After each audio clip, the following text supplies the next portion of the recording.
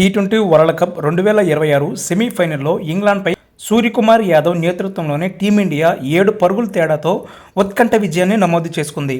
ఈ మ్యాచ్లో పరుగుల వర్షం కురిసింది. టాస్ గెలిచిన ఇంగ్లాండ్ ముందుగా బౌలింగ్ ఎంచుకోగా భారత కెప్టెన్ సూర్య అనూహ్యంగా బ్యాటింగ్ కాంబినేషన్లో మార్పు చేసి అందరినీ ఆశ్చర్యపరిచారు. ఈ నిర్ణయం వెనుక ఉన్న అసలు రహస్యాన్ని మ్యాచ్ అనంతరం ఆయన వెల్లడించారు. సెమీఫైనల్లో వంటి కీలక నాకౌట్ పోర్లో టీమిండియా భిన్నమైన బ్యాటింగ్ వ్యూహంతో బరిలోకి దిగింది. టాప్ 3 వరకు అంతా సాధారణంగానే ఉన్న 4వ స్థానంలో కెప్టెన్ సూర్య రావాల్సిన చోట శివం దుబే మైదానంలోకి అడుగుపెట్టాడు. డూ ఆర్ డై మ్యాచ్లో సూర్య ఇంతటి సాహసోపేత నిర్ణయం ఎందుకు తీసుకున్నారనే ప్రశ్న అభిమానుల్లో తలెత్తింది. దీనికి సమాధానం ఇప్పుడు దొరికింది. మరి ఫైనల్లోనూ ఇదే రిపీట్ అవుతుందా? స్టార్ బ్యాటర్ సంజు శాంసన్ తన మెరుపు బ్యాటింగ్తో స్టేడియంలో హోరెత్తించాడు.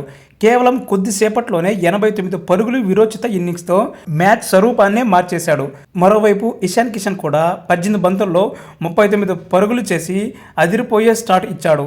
ఈ అగ్రెసివ్ మూవ్మెంట్ కొనసాగించాలనే ఉద్దేశంతోనే సూర్య తన స్థానాన్ని త్యాగం చేశారు. అలాగే లెఫ్ట్ రైట్ కాంబినేషన్ను మెయింటైన్ చేయాలని దూబేను ముందుగా పంపారు.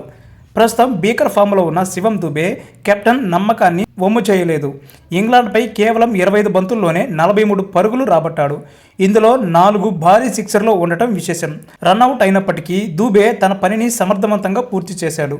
సూర్య మాట్లాడుతూ, మా జట్టులో టాప్ 3 వరకు స్థానాన్ని స్థిరంగా ఉన్నాయి. అయితే ఆదిల్ రషీద్ బౌలింగ్కు వస్తున్నప్పుడు అతన్ని ఎదుర్కొనడానికి దుబే పర్ఫెక్ట్ మ్యాచ్ అప్ అనిపించింది అని వివరించాడు. ఇప్పుడు అందరి దృష్టి మార్చి 8న జరిగే ఫైనల్లోనే ఉంది.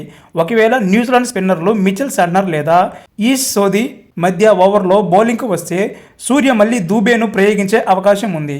ఈ టోర్నీలో సూర్యకుమార్ యాదవ్ ఇప్పటి వరకు ఒకే ఒక భారీ ఇన్నింగ్స్ ఆడాడు.